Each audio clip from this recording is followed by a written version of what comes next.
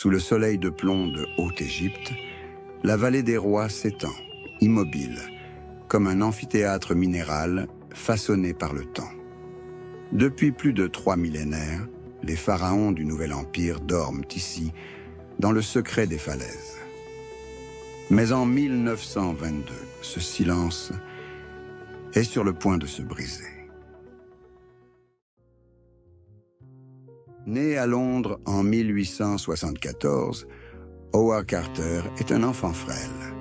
Sa santé fragile pousse sa famille à l'envoyer grandir dans la campagne du Norfolk, loin du brouillard londonien. Peu scolarisé, il reçoit surtout l'enseignement de son père, Samuel Carter, peintre animalier reconnu. Jour après jour, l'enfant apprend à observer la lumière, les formes, les détails. Il trace au crayon oiseaux, chevaux et chiens avec une précision rare. Fasciné par les images de l'Égypte ancienne qu'il découvre dans les livres et expositions, il rêve d'en reproduire les hiéroglyphes et les statues. Un voisin, collectionneur passionné d'antiquités, repère ses dons et le recommande à l'Egypt Exploration Fund. Ainsi, à seulement 17 ans, Carter quitte l'Angleterre comme illustrateur de tombes, un jeune artiste prêt à graver l'histoire. En 1907, son destin croise celui de Lord George Herbert Carnarvon. Aristocrate fortuné, passionné d'archéologie, mais freiné par des problèmes de santé, Carnarvon veut financer de grandes fouilles dans la vallée des rois. Carter a la ténacité, Carnarvon l'argent. Ensemble, ils forment un duo improbable. L'un méthodique et obsédé par le détail, l'autre impatient mais prêt à investir. Année après année, la vallée se vide sous leurs tranchées et rien. En 1922, après 5 saisons infructueuses, Carnarvon est prêt à couper les financements. Carter supplie.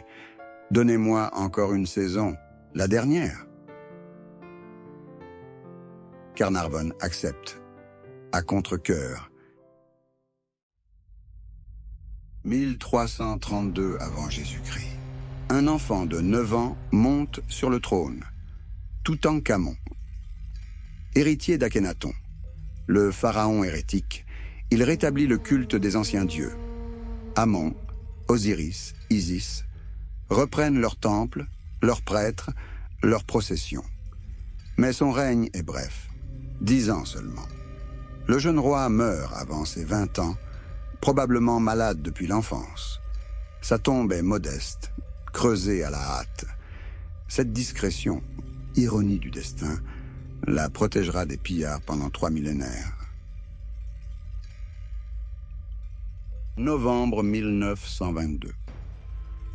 Carter décide de concentrer ses fouilles sur une zone jugée sans intérêt.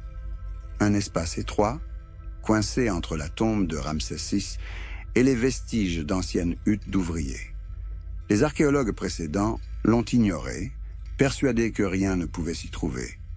Mais Carter a étudié chaque éclat de poterie, chaque fragment de pierre. Certains portent le cartouche de Toutankhamon. Son équipe est réduite, mais expérimentée. Arthur Callender, ingénieur et homme de confiance. Harry Burton, photographe du Metropolitan Museum. Alfred Lucas, chimiste et conservateur. Hussein Ahmed Saïd, chef des ouvriers locaux. Le 4 novembre, un ouvrier nommé Hussein Abd El Rassoul dégage la première marche d'un escalier taillé dans le roc. En quelques heures, 10 marches apparaissent, puis une porte scellée. Sur l'enduit, un sceau, celui de la nécropole royale. Personne n'a franchi ce seuil depuis plus de 3000 ans. 26 novembre 1922. Carnarvon est arrivé d'Angleterre accompagné de sa fille, Lady Evelyn. Carter pratique une petite ouverture dans la porte. Il y glisse une bougie, l'air emprisonné depuis des millénaires effleure son visage. La flamme vacille et des reflets d'or apparaissent dans la pénombre. Derrière la porte, un chaos somptueux. Statues dorées, lits funéraires zoomorphes,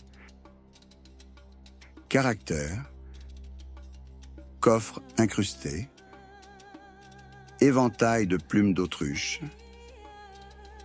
Chaque objet est photographié par Harry Burton, numéroté, dessiné, mesuré. Alfred Lucas applique des solutions chimiques pour éviter que le bois ou les tissus ne se désagrègent au contact de l'air. L'inventaire prendra près de 10 ans. Au centre de la chambre funéraire, 4 sanctuaires imbriqués renferment un sarcophage en quartzite. À l'intérieur, 3 cercueils anthropoïdes. Le dernier, en or massif, contient la momie de Toutankhamon. Le visage recouvert de son masque funéraire, chef-d'œuvre d'orfèvrerie, symbole éternel de l'Égypte. Peu après l'ouverture, Lord Carnarvon meurt au Caire, des suites d'une septicémie causée par une piqûre de moustique mal soignée. Les journaux britanniques flairent un scandale sensationnel. La malédiction du pharaon frappe. On exhume d'anciennes légendes égyptiennes. Celui qui troublera le repos du roi périra. Dans les mois et années qui suivent, plusieurs décès alimentent la rumeur. Arthur Mace, égyptologue de l'équipe, tombe gravement malade en 1927. Déjà affaibli, il contracte une pneumonie et meurt en avril 1928 à Londres. George J. Gould, magnat américain, visite la tombe en février 1923. Quelques heures après, il est pris de fièvre. Il meurt à Cannes, 5 jours plus tard. Hugh Evelyn White, archéologue britannique, est retrouvé pendu en 1924.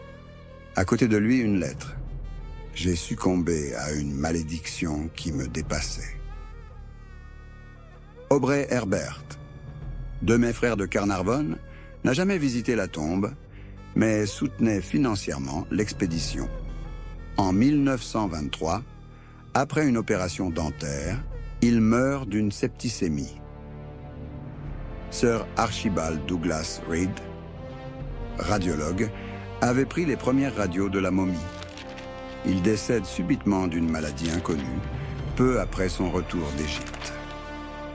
Gaston Maspero, inspecteur général du service des Antiquités, s'éteint en 1937 dans des circonstances troubles. Chaque décès, qu'il survienne des mois ou des années plus tard, est repris par la presse comme une preuve de la malédiction. Howard Carter, lui, reste inflexible. Il affirme n'avoir jamais vu la moindre inscription de menace. Pour lui, cette liste funèbre n'est qu'une coïncidence tragique. Mais pour le public, la découverte du tombeau de Toutankhamon n'est plus seulement une prouesse archéologique. C'est aussi une aventure marquée par la rumeur et le mystère. Howard Carter poursuit son travail encore près de 2 décennies, inventoriant patiemment chaque trésor extrait du tombeau. En 1939, il retourne définitivement en Angleterre. Il ne reçoit ni titre, ni décoration officielle de son pays. Un siècle après l'ouverture du tombeau, l'éclat de la découverte de Carter ne s'est pas éteint. Le masque funéraire de Toutankhamon, ses bijoux, ses chars et ses statues restent parmi les trésors les plus célèbres au monde. Des millions de visiteurs affluent encore au Caire pour admirer ces merveilles au musée égyptien. Bientôt, grand musée égyptien de Gizeh. Cette découverte a inspiré des générations d'archéologues, de cinéastes et de passionnés d'histoire et a contribué à protéger le patrimoine de la vallée des rois. En 2022, pour le centenaire de l'ouverture, l'Égypte a célébré Howard Carter et Toutankhamon comme deux figures indissociables de son histoire. Plus qu'une fouille, le travail de Carter est devenu un mythe. Son nom reste gravé dans l'histoire comme celui qui a redonné vie au plus jeune pharaon d'Égypte. Le 2 mars 1939, à 64 ans, Carter s'éteint à Londres, atteint d'un cancer de la gorge. Il est inhumé au cimetière de Putney Vale. Sur sa pierre tombale, une phrase inspirée du lotus chalice de Toutankhamon.